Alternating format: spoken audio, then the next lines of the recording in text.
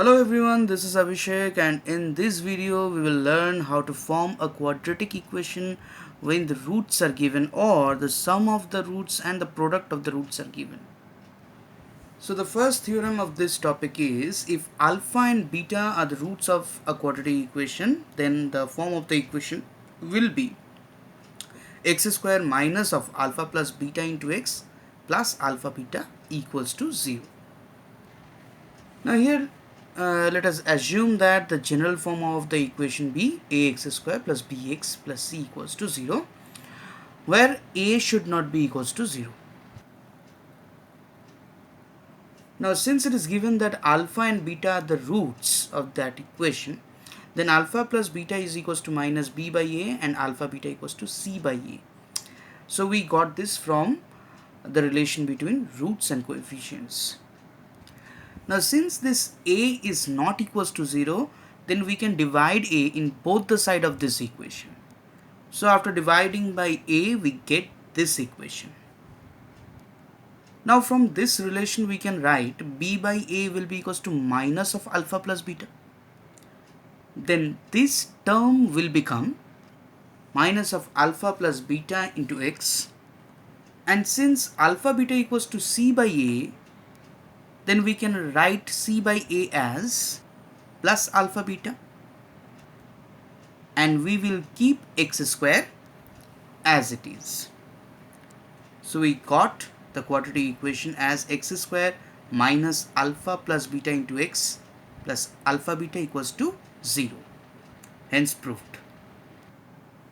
Now we can say that if s be the sum of the roots and p be the product of the roots, then we can write that the equation will be of the form x square minus s into x plus p equals to 0. Now let us see the second theorem. So it is given that if ax square plus bx plus c equals to 0 has a complex root of the form p plus iq, where p and q are real numbers, then the other root of this equation will be p minus iq, which is the complex conjugate of the previous root, that is p plus iq. Now the given equation is ax square plus bx plus c equals to 0, and if we solve the equation by using the formula, then we can write x equals to minus b plus minus root over of b square minus 4ac by 2a. Now it is given that it has a complex root. Then we can say that b square minus 4ac, which is the discriminant of this equation, will be less than 0 and a should not be equals to 0. Now again, the importance of the condition a not equals to 0 is visible in this condition. We know that in this condition all a, b, c are real numbers. Now if a is equals to 0, then b square will be less than 0, which is not possible for a real number b. Now come back to the original proof. Here b square minus 4ac is less than 0. Then we can assume that b square minus 4ac is minus of r square, where r is a real number.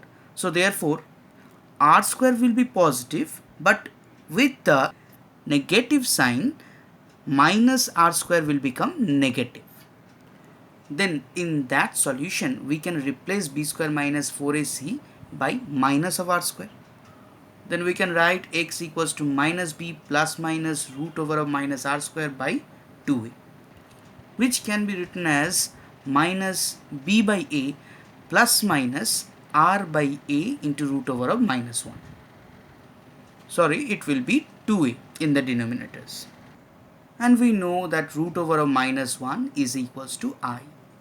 So therefore we can write that that is equals to p plus or minus iq, where we can consider minus b by 2a as p and r by 2a as q and root over of minus 1 as I. Hence the roots are p plus iq and p minus iq, which are conjugate to each other.